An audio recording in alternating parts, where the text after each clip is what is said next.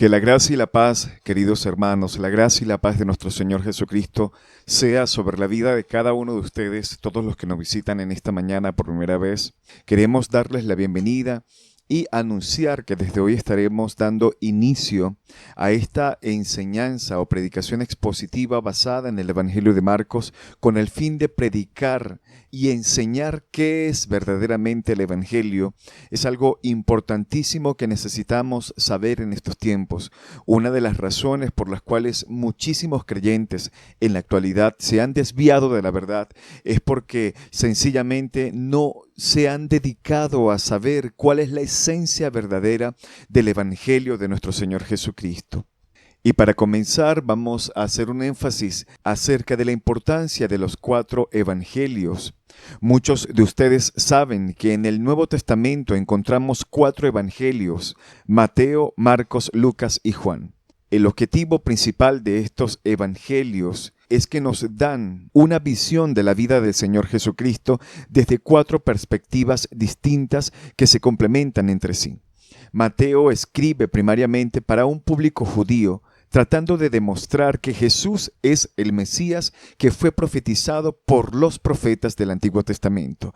Por eso Mateo comienza su evangelio con una genealogía que conecta al Señor Jesucristo con el patriarca Abraham y con el rey David. Por otro lado, Marcos escribe para los ciudadanos del Imperio Romano con el propósito de presentarles a Jesús como el rey que asume una posición de siervo para dar su vida en rescate por muchos. Lucas se dirige primariamente a los griegos para mostrar a Jesús como el hombre perfecto que vino a salvar, a ministrar en el poder del Espíritu Santo. Mientras que Juan se dirige a todos en general, sin ninguna distinción, presentando a Jesús como aquel que es completamente humano, completamente divino y en el cual debemos creer para ser salvos.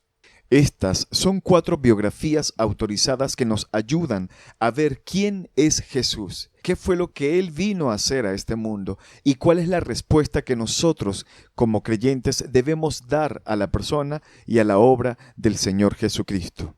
Ahora, mis amados, es importante aclarar que los evangelios no son biografías en el sentido moderno de esa palabra. Las biografías modernas abundan en detalles para que nosotros podamos tener una idea de cómo el biografiado llegó a ser la persona que fue, dónde nació, cuáles eran los rasgos característicos de su cultura, quiénes eran sus padres y qué tipo de educación recibió y cosas así. Pero los evangelios no están interesados en presentar una narración exhaustiva de la vida del Señor, sino más bien en ayudarnos a ver cómo encaja la persona de Jesús en el contexto de la historia de la redención que se revela a través de toda la Biblia. Ahora, ¿cuál es el propósito? En este sentido, podemos decir que los evangelios son algo así como biografías teológicas o biografías temáticas. Los detalles que fueron incluidos tienen el propósito de ayudarnos a entender el significado redentor de la vida, la muerte y la resurrección del Señor Jesucristo. Dicho sea de paso, mis amados, entender que es necesario saber que el primer evangelio que se escribió fue precisamente el Evangelio de Marcos. De hecho, podemos observar que es el más breve y también el más antiguo según la opinión mayoritaria de los expertos bíblicos. Y con él se inauguró un género literario completamente desconocido hasta entonces. Nunca antes se había escrito un libro con las características del Evangelio de Marcos. Existe un amplio consenso en datar el Evangelio de Marcos a finales de los años 60 del primer siglo después de Cristo. Luego, los otros evangelistas, Mateo, Lucas y Juan, siguieron ese mismo modelo que Marcos desarrolló bajo la inspiración del Espíritu Santo. Ahora, la pregunta es, ¿quién es este autor? En la mañana de hoy vamos a concentrarnos en 2 aspectos del Evangelio de Marcos a modo de introducción de todo este libro, comenzando en primer lugar con su autor. ¿Quién es el autor del Evangelio de Marcos? El saber quién escribió este libro no solo nos ayudará a entender muchas cosas del Evangelio, sino que también nos dará un ejemplo de perseverancia y de fe, de modo que podamos, amados hermanos, aplicarlo a nuestras vidas. El libro de Hechos es la guía que nos muestra las pruebas de esta evidencia. El autor de este evangelio es un judío creyente llamado Juan Marcos, primo de Bernabé, quien fue el primer compañero de misiones del apóstol Pablo. Esto según Hechos 13:2. Mientras ministraban al Señor y ayunaban, el Espíritu Santo dijo: «Apartadme a Bernabé y a Saulo para la obra a la que los he llamado». Juan Marcos se menciona por primera vez en el capítulo 12 del libro de los Hechos, en un incidente relacionado con la vida del apóstol Pedro, y es importante que prestemos atención a esto, ya que nos dará un desenlace que nos dejará una gran enseñanza. Hechos 2:12 dice lo siguiente: «Y habiendo considerado esto, llegó a casa de María, la madre de Juan, el que tenía por sobrenombre Marcos, donde muchos estaban reunidos orando». El contexto de esto, mis amados, es que Pedro había sido encarcelado por el rey Herodes y un grupo de creyentes se había reunido precisamente en la casa de Juan Marcos para orar por él. Y cuando Pedro fue milagrosamente liberado por un ángel del Señor, ¿en dónde creen ustedes que buscó refugio? Sí, precisamente fue en la casa de Juan Marcos. Es obvio, mis amados, que Pedro era muy cercano a esta familia debido a que en su primera carta Pedro se refiere a Juan Marcos como su hijo en la fe. Ahora, Marcos atraviesa un momento de debilidad en su vida que nos deja una muy buena enseñanza. Unos días más tarde, después de ese incidente con el apóstol Pedro, Pablo y Bernabé tomaron consigo a Juan Marcos para llevarlo a la ciudad de Antioquía y luego partieron con él en el primer viaje misionero. Pero al poco tiempo de haber salido de Antioquía, por una razón que nosotros no conocemos, Juan Marcos abandona la misión y regresa a la casa de sus padres en Jerusalén. Y es aquí donde nos damos cuenta de que Juan Marcos tuvo un momento de debilidad, abandonando el ministerio, abandonando la obra misionera que habían comenzado con estos hombres. Pero cuando Pablo y Bernabé están a punto de emprender su segundo viaje misionero, Bernabé quiso por segunda vez reclutar a su primo Juan Marcos, pero esta vez Pablo se negó rotundamente. Y la diferencia de opinión entre estos dos hombres de Dios fue tan fuerte que el equipo misionero se dividió en dos. Esto lo podemos leer en Hechos 15, del 36 al 41. Pablo y Silas se fueron por su lado, Bernabé y su primo Juan Marcos se fueron por el otro. Y por supuesto, para nosotros hoy es difícil evaluar quién de los dos tenía razón, si Pablo o Bernabé. Pero desde nuestra perspectiva, nosotros podemos entender la renuncia de Pablo a llevar consigo en un viaje tan difícil a un individuo que ya había manifestado cierta debilidad de carácter. Pero por otro lado, mis hermanos, debemos considerar que la gente tiene derecho a una oportunidad. Y es probable que Bernabé haya percibido un crecimiento en Juan Marcos, lo suficiente como para pensar que esta vez sería diferente. Y es aquí precisamente donde vemos que Juan Marcos supera este momento de debilidad y es levantado nuevamente. Lo cierto es que más adelante en 2 de Timoteo capítulo 4 versículo 11, Pablo tiene que reconocer que Juan Marcos le era útil para el ministerio. 2 de Timoteo 4:11 dice lo siguiente: «El único que está conmigo es Lucas. Marcos puede ayudarme mucho en mi trabajo, así que búscalo y tráelo contigo cuando vengas». Aquí, mis amados hermanos, es donde vemos la oportunidad de parte de Dios para Marcos. Este joven, que en un momento dado abandonó el campo misionero, Dios lo escogió para ser el autor de uno de los 4 evangelios. Y esto, mis hermanos, debe ser motivo de aliento para todos nosotros. Los inicios de Juan Marcos en el ministerio no fueron muy prometedores. Y podemos imaginar lo difícil que fue para él por un tiempo recordar ese momento de debilidad cuando se apartó de Pablo y de Bernabé, o el hecho de que por su culpa estos dos siervos de Dios terminaron tomando cada uno por su lado. Pero qué bueno que Marcos no se quedó paralizado rumiando su fracaso, sino que siguió desarrollando su carácter hasta llegar a ser el hombre que fue, y hoy tenemos en la Biblia uno de los relatos de la vida del Señor escrito precisamente por Juan Marcos. Reflexionemos, mis hermanos. Sería fantástico que todos nosotros pudiéramos tener una trayectoria sin tropiezo en nuestra vida cristiana. Pero sabemos que eso no es así. La vida del creyente está cargada de situaciones adversas a su fe que lo estremecerán una y otra vez, pero que por causa de su fe puesta en el Señor podremos levantarnos de cualquier situación. Si tuviste algún tropiezo en el camino, no te quedes postrado lamentándolo. La carta de Hebreos 12, del 12 al 13, dice las siguientes palabras: por lo cual levantad las manos caídas y las rodillas paralizadas y haced sendas derechas para vuestros pies. Mi hermano, no olvides que nuestro Dios es el Dios de toda gracia.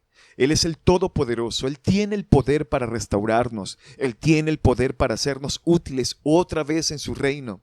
Así que no dejes que tu mente o las tinieblas te convenzan de que no hay remedio para ti. No lo permitas. El Señor nos dejó la historia de Juan Marco en el Nuevo Testamento y el Evangelio escrito por él, entre otras cosas, para que nos sirva de estímulo.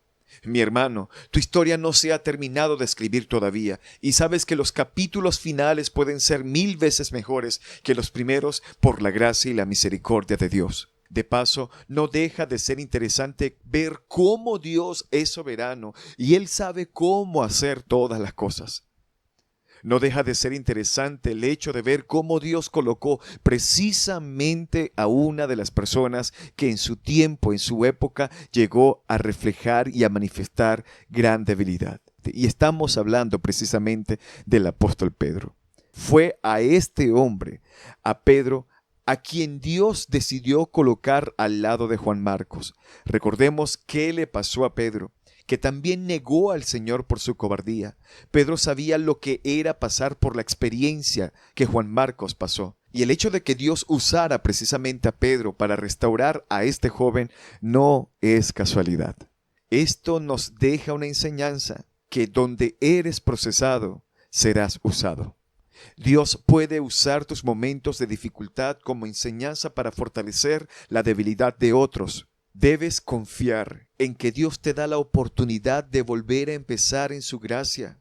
Él permite los procesos para recordarnos de que está trabajando en nosotros. Filipenses 1:6 dice el apóstol Pablo acá: estando persuadidos de esto, de que el que comenzó la buena obra en nosotros, mis amados, el que comenzó la buena obra en nosotros, la perfeccionará hasta el día de Cristo. Y me llama la atención como lo dice la versión Dios habla hoy. Estoy seguro de que Dios, que comenzó a hacer su buena obra en ustedes, la irá llevando a buen fin hasta el día en que Jesucristo regrese. La pregunta es, ¿cómo fue el desarrollo de la escritura de este evangelio? Primeramente debemos observar que en los registros de la iglesia primitiva, es decir, en el libro de los Hechos de los Apóstoles, podemos encontrar varias conexiones que nos enseñan cómo fue parte del desarrollo de este libro o de este Evangelio de Marco.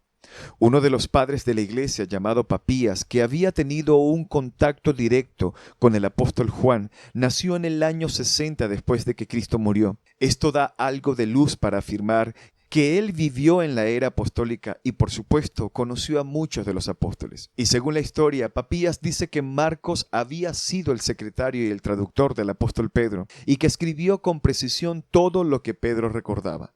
De manera que el Evangelio de Marcos no es otra cosa que las memorias del apóstol Pedro escritas por su hijo en la fe. Es por eso que el Evangelio de Marcos, siendo el más breve de todos, es en el que más se menciona al apóstol Pedro. De hecho, Pedro se menciona más en Marcos que en Mateo. No hay un episodio que encontremos en el Evangelio de Marcos en el que Pedro no esté presente. Esa es una de las cosas fascinantes de este Evangelio, que nos permite ver la vida del Señor Jesucristo a través de los ojos de una de las 3 personas que estuvieron más cerca de Él durante su ministerio, o sea, el impulsivo pero sumamente genuino apóstol Pedro. De hecho, algunos le llaman al Evangelio de Marcos el Evangelio de Pedro, porque es la vida del Señor a través de los ojos de Pedro, escrito por Marcos con la descomunal inspiración del Espíritu Santo. Ahora la pregunta es, mis amados hermanos, ¿cuál es el tema principal de este Evangelio? ¿Qué es lo que Marcos nos quiere transmitir? Recuerden que los evangelios son biografías teológicas. ¿Qué es lo que Marcos nos quiere transmitir a través de este relato de la vida y del ministerio del Señor Jesucristo? Bueno, el mismo Marcos responde a esta pregunta en Marcos 1:1. Leemos, por favor. Versículo 1. Principio del Evangelio de Jesucristo, Hijo de Dios. ¿Qué significa la palabra evangelio? La palabra evangelio era muy común en aquellos días, pero nunca se usaba en un contexto religioso. De hecho, mis amados, siempre que se usaba era en un contexto militar o político. La palabra evangelio es una palabra compuesta que significa literalmente noticias que traen gran gozo. Es una buena noticia, una excelente noticia, una tremenda noticia. Eso es el evangelio. Normalmente se asociaba con una noticia fuera de lo común, que afectaría significativamente la vida de sus oyentes. Podría ser la noticia de una gran victoria en el campo de batalla, podría ser la coronación de un nuevo emperador, podría ser el nacimiento de un hijo importante de alguna figura del linaje real de aquel entonces. De hecho, nuestro hermano Tim Keller lo describe como el anuncio de que algo ha ocurrido en la historia. También lo enseña como algo hecho en tu favor que cambia tu estado para siempre. Y esta es la gran diferencia, mis amados, del cristianismo del resto de las religiones del mundo. ¿Cuál es la diferencia? Que todas las religiones del mundo te enseñan dogmas y liturgias o te dan consejos acerca de cómo podemos acercarnos a Dios y cómo podemos vivir una vida plena y feliz. Las religiones te dicen, esto es lo que debes hacer para relacionarte con Dios y alcanzar su favor. Pero el evangelio no consiste en un consejo o en dogmas o en liturgias que tú tienes que hacer. El evangelio no se trata de dogmas que nosotros pretendemos hacer o que el hombre puede hacer para pretender agradar a Dios. Más bien el evangelio es un anuncio de lo que Dios hizo por nosotros a través de la persona de su Hijo, nuestro Señor y Redentor Jesucristo, para resolver el más grande problema de la raza humana, es decir, el pecado. En otras palabras, el evangelio es la noticia más extraordinaria, es la noticia más transformadora, es la noticia más alegre que alguna vez alguien haya escuchado jamás. Que Dios mismo se introdujo en la historia para enderezar lo que se torció irremediablemente por la culpa del hombre. Eso es el evangelio, mis amados hermanos. Es por eso que la buena noticia del evangelio solo puede ser entendida en el contexto de la peor noticia que alguien haya escuchado jamás. O sea, para que el evangelio pueda considerarse una buena noticia, tuvo que haber antes una mala noticia. ¿Y cuál es la mala noticia? Que el hombre fue creado para vivir en un mundo perfecto, en perfecta comunión con Dios, pero el hombre decidió rebelarse contra Dios para hacerse su propio rey. Y esta es la esencia del pecado. Algunas personas piensan en el pecado como las cosas malas que rudimentariamente hacemos, como mentir, robar, adulterar, codiciar, matar. Pero el pecado, mis amados, es otra cosa, es más que eso. El problema del ser humano es mucho más profundo. Ahora, ¿cuál es esa esencia del pecado? La esencia del pecado es que el hombre tomó la decisión de convertirse en un ser autónomo completamente a espaldas de su Creador. El hombre, mis amados, tomó la decisión de adorarse a sí mismo.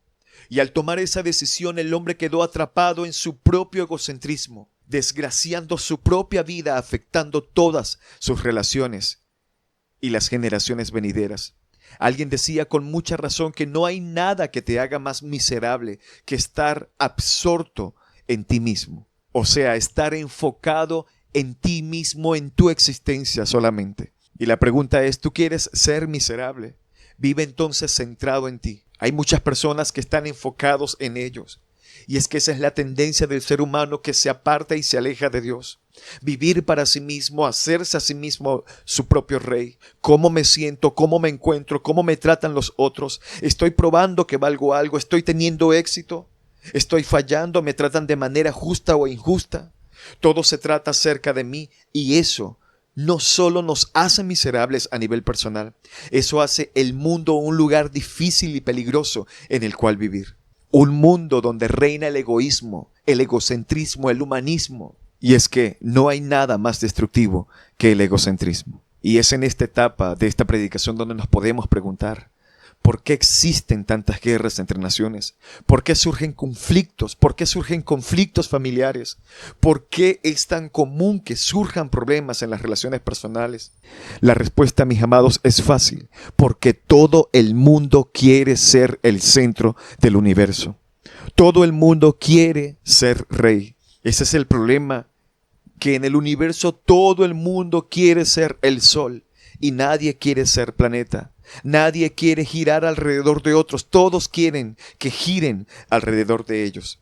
Ese es el gran problema malvado del hombre, que quiere ser el centro absolutamente de todo. Pero Dios tomó la decisión de introducirse en la historia, no solo para volver las cosas a su estado original, sino que Dios decidió hacerlas muchísimo mejor. Esa es la historia de la redención que se revela en todas las Escrituras desde que Adán y Eva pecaron en el huerto del Edén. Dios prometió enviarles un Salvador, un hombre que habría de componer lo que el hombre descompuso. Y a partir de ese momento los profetas del Antiguo Testamento comenzaron a anunciar la llegada de ese rey. Un rey glorioso, un rey majestuoso, que habría de establecer un reino de paz en la tierra. Y una de esas profecías es la que encontramos en el capítulo 3 y 4 del profeta Malaquías, el último de los profetas del Antiguo Testamento. Y allí se nos revela que la llegada de ese Salvador, de ese rey, sería precedida por un precursor que había de preparar el pueblo para su venida.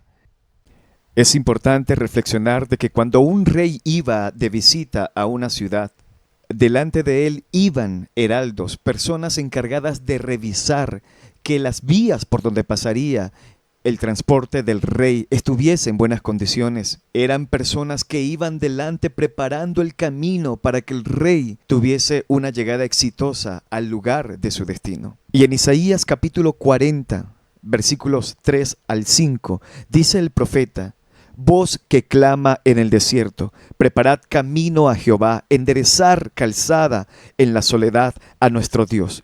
Todo valle sea alzado, bájese todo monte y collado. Lo torcido se enderece y lo áspero se allane, y se manifestará la gloria de Jehová, y toda carne juntamente la verá, porque la boca de Jehová ha hablado. Es evidente que el Salvador prometido en el huerto del Edén en Génesis capítulo 3:15 no es otro que Dios mismo, el cual sería precedido por alguien que Él mandó en el desierto para que el pueblo se preparara adecuadamente para esta visita, nada más y nada menos que del Rey del universo. Malaquías concluye en el Antiguo Testamento con esa misma expectativa. Y he aquí yo envío mi mensajero, el cual prepara el camino. ¿Y cómo termina Malaquías? He aquí yo os envío al profeta Elías, antes que venga el día de Jehová grande y temible. Y es que así concluye el Antiguo Testamento con esta acentuada profecía de Malaquías.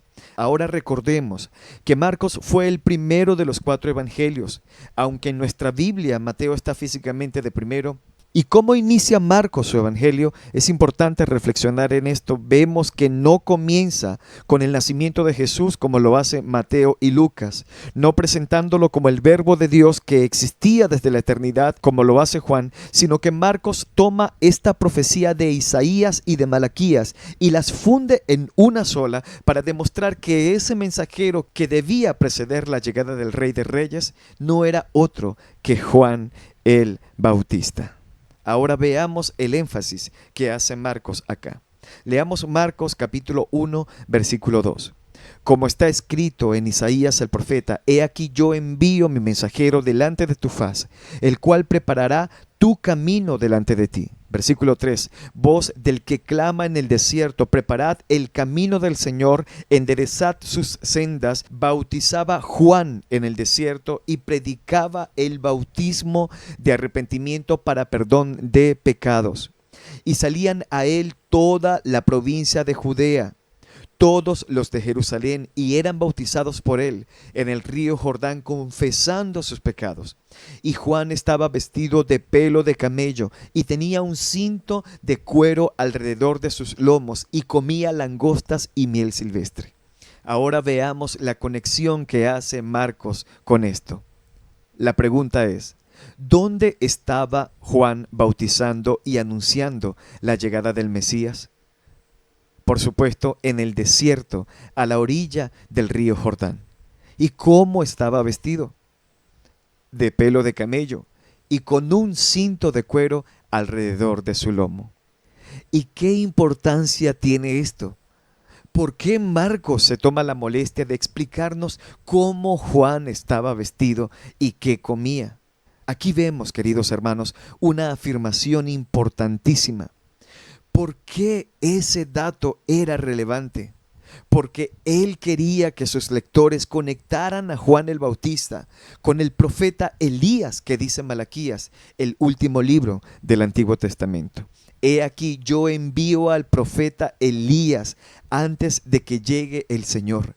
Eso lo vemos en Malaquías 4:5. Entonces, la pregunta es, hermanos, ¿cómo estaba vestido el profeta Elías en 2 de Reyes 1:8? He aquí la respuesta, dice, y ellos le respondieron, un varón que tenía vestido de pelo y ceñía sus lomos con un cinturón de cuero. Entonces él les dijo, es Elías Tisbita. Continuamos, hermanos, esto no para de impresionarnos. Vea la conexión tan maravillosa que encontramos acá. Y ahora, de repente, aparece Juan el Bautista en el mismo lugar donde Elías desapareció, usando la misma ropa que él usaba para hacerle ver al pueblo de Israel que él era ese mensajero del que habló el profeta Malaquías. Juan era esa voz que clama en el desierto, del que habló el profeta Isaías, anunciando la llegada de Jesús. Y esto es lo que Marcos quiere que nosotros entendamos al comenzar a leer su evangelio, que Jesucristo es ese Rey divino del que hablaron los profetas del Antiguo Testamento. De hecho, el mismo Jesús más adelante en Mateo va a decir que Juan el Bautista era el Elías que había de venir. De manera que al ver a Juan el Bautista en el río Jordán vestido de esa manera, todo israelita conocedor de las Escrituras tenía que haber entendido que el Salvador había llegado y que debía prepararse adecuadamente para recibirlo. ¿Y cómo se prepararía este pueblo? Sencillamente, mis amados, arrepintiéndose de sus pecados. Pasemos, por favor, al versículo 4 de Marcos 1. Bautizaba a Juan en el desierto y predicaba el bautismo de arrepentimiento para perdón de pecados, y salía a él toda la provincia de Judea, todos los de Jerusalén, y eran bautizados por él en el río Jordán, confesando sus pecados.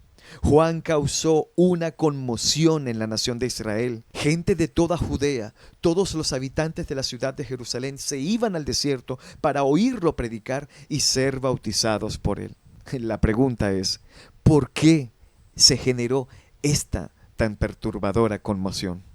Porque habían pasado 400 años, conocidos como el tiempo intertestamentario, después del ministerio de Malaquías, y el pueblo de Israel no había vuelto a ver a un profeta que hablara de parte de Dios. O sea, en 4 siglos, Juan el Bautista se había convertido en un total escándalo. Fue una novedad contundente para todos los presentes. Había aparecido un profeta después de tantos años. Esa escena era completamente revolucionaria. Por fin llegó un profeta para hablarnos la palabra de Dios. Con esto se confirma que Juan era el Elías anunciado. ¿Qué nos enseña esto, iglesia? En Juan vemos la esencia verdadera del perfil de un verdadero profeta. En él vemos ese mensaje frontal y contundente que busca sacar a la gente del error.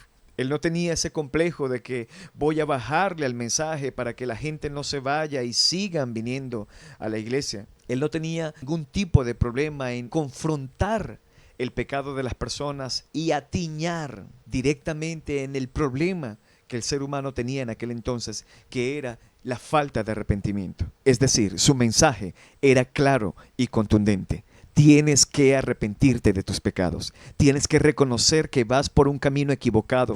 Tienes que venir humillado confiando en la misericordia de Dios.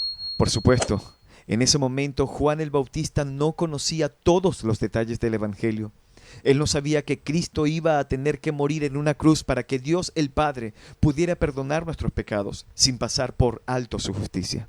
Pero una cosa él sí sabía: la única manera posible de recibir al Mesías es reconociendo que tenemos un serio problema con la justicia de Dios. Y es aquí, mis amados, donde llegamos a la etapa de este mensaje, donde entendemos la necesidad de ver el pecado en nuestras vidas. Por eso es que una persona que nunca se ha visto a sí misma como un pecador que merece el infierno no es cristiano. Si tú nunca te has visto a ti mismo como un pecador que mereces el infierno, tú no eres cristiano.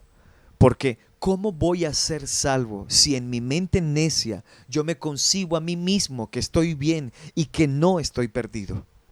La única manera de ser salvo es reconociendo que estoy perdido en mis delitos y pecados, en mis transgresiones y violaciones, para entonces recibir la misericordia del Señor. Porque el primer paso para llegar a ser cristiano, para poder llegar a ser un hijo de Dios, es verse pecador.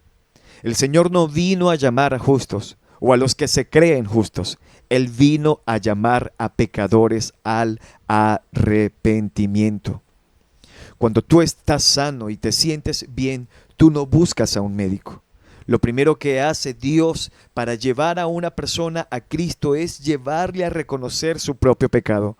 Recuerda que el Evangelio es una buena noticia, pero únicamente para aquellos que conocen la mala noticia y que saben que están involucrados con esa mala noticia. Solamente cuando una persona detecta o se da cuenta por medio de un diagnóstico que en su cuerpo hay células cancerígenas, solo en ese momento, solo entonces esa persona decidirá buscar a un médico para que pueda ayudarlo a salir de esa situación. Jesucristo es esa cura. Él vino al mundo a traer un tratamiento efectivo de quimioterapia que mata las células cancerígenas del pecado al 100%. Pero para tú buscar a ese Salvador, lo primero que tienes que entender que eres pecador y que algún día tendrás que presentarte delante del tribunal de Dios para dar cuenta por tu vida. Y nadie, absolutamente nadie en ese tribunal saldrá bien parado, a menos que reconozca su pecado y confíe únicamente en Cristo para la salvación de su alma. Por otra parte, Juan estaba claro de que él no era más que un precursor y que Jesús, solo Jesús, debía ser exaltado en su predicación. Veamos el versículo 7, mis amados. Y predicaba diciendo, aquí llegamos a esta etapa donde vemos a Juan reconociendo que Cristo debía ser levantado y no él. Vemos el versículo 7, y predicaba diciendo, viene tras mí el que es más poderoso que yo, a quien no soy digno de desatar encorvado la correa de su calzado. Yo a la verdad os he bautizado con agua, pero él os bautizará con el Espíritu Santo. Veamos la expresión que Juan nos da aquí. Él es más poderoso que yo. Él es más grande que yo. Él es más digno que yo. Yo puedo bautizarlos externamente con agua, pero solo Él puede obrar en vuestros corazones a través del poder del glorioso Espíritu Santo. Y esto nos evidencia la necesidad de que haya más predicadores y más creyentes que tengan esa misma disposición de Juan el Bautista, de colocarse en la sombra para que solo Jesús pueda brillar. Vayamos a Juan 1:19. Este es el testimonio de Juan cuando los judíos enviaron de Jerusalén sacerdotes y levitas para que le preguntasen, ¿tú quién eres? ¿Quién eres tú? Observemos esto, iglesia. Imagínese por un instante esa comitiva de gente importante que llegaron a ver a Juan el Bautista y le hacen esa pregunta, ¿quién eres tú? La respuesta que Juan confesó fue simplemente la siguiente, yo no soy el Cristo. Yo no soy el Cristo. Él no dijo nada de sí mismo, él simplemente dijo que él no era el Cristo. Y le preguntaron, ¿qué pues eres tú? Elías dijo, no soy. ¿eres tú el profeta? Y respondió, no. No pues, entonces, ¿quién eres para que demos respuesta a los que nos enviaron? ¿Qué dices de ti mismo? Es importante reflexionar, iglesia, que a esta gente no le importaba nada más. Ellos solo querían una respuesta. Juan el Bautista pudo haber dicho, bueno, fíjate, yo soy hijo de Zacarías, un sacerdote que entró al templo y un ángel del Señor se le apareció y le dijo que mi mamá Elizabeth era estéril e iba a salir embarazada. Mi nombre me lo puso nada más y nada menos que el mismo Dios. Mi papá no creyó en la noticia del ángel y se quedó mudo hasta que yo nací. Yo me crié en el desierto comiendo langostas y miel silvestre y además yo soy la persona de la que se habló en el libro del profeta Malaquías y el profeta Isaías. Y ciertamente Juan no hizo nada de eso. Juan tenía mucho que decir acerca de sí mismo, pero ¿cuál fue su respuesta? Su respuesta fue sencilla y puntual. Yo simplemente soy la voz de uno que clama en el desierto. Enderezad el camino del Señor, como dijo el profeta Isaías. Juan el Bautista todo el tiempo guiaba a las personas a Cristo y no a Él. Si hay algo que nosotros como creyentes debemos buscar, es que Cristo sea exaltado en nuestras vidas. Es que cuando sintamos la más mínima, pequeña sombra de gloria que quiere enfocarse hacia nosotros, hermanos, reconocer inmediatamente desde lo profundo de nuestro ser que es el Señor, por la obra del Señor que estamos de pie, que es por la obra de Cristo que nosotros hemos alcanzado algo o logrado algo, que en el más mínimo momento en que alguien quiera adjudicarnos a nosotros cualquier medida de gloria, estemos conscientes de que debemos señalar a la persona de Cristo, de que debemos apuntar a la persona de Cristo y no hacia nosotros. Este fue el sentir, esta fue la actitud de este hombre, de Juan el Bautista.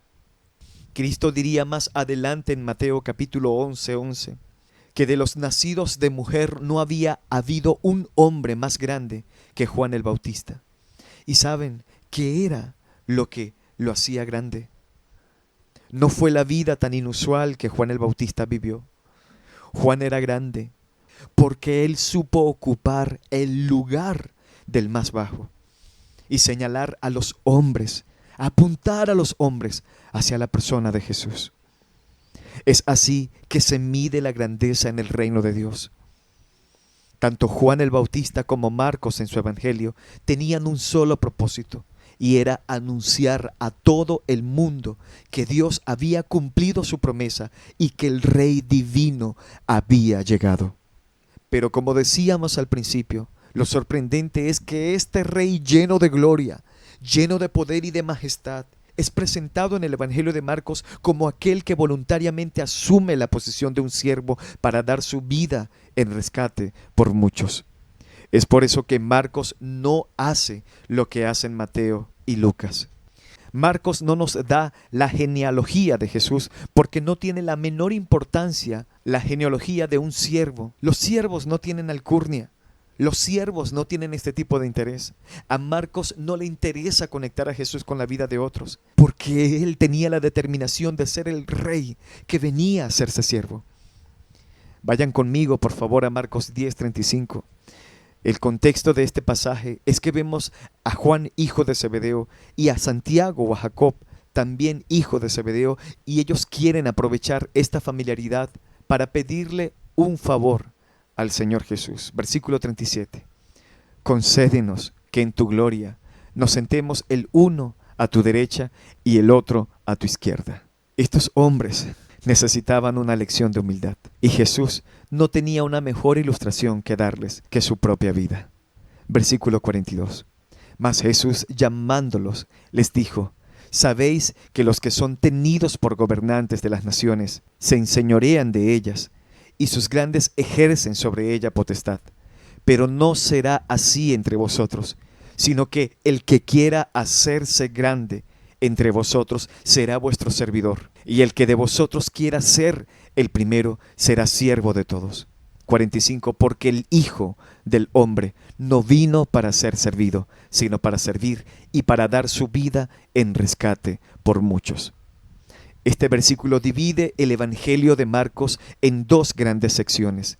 Los primeros 10 capítulos del Evangelio de Marcos resumen los 3 años y medio del ministerio terrenal de Jesús, y en esos capítulos lo vemos como aquel que no vino para ser servido, sino para servir, o sea, el Mesías siervo. El resto del Evangelio, mis hermanos, los capítulos 11 al 16, resume los últimos 8 días de la vida de Jesús, y allí es presentado como aquel que vino a dar su vida en rescate por la humanidad. Así que Marcos 10:45 divide completamente el contenido del Evangelio. El Hijo del Hombre no vino a ser servido, sino para servir. Eso es lo que vemos en los primeros 10 capítulos de Marcos. En resumen, esta es la buena noticia del Evangelio.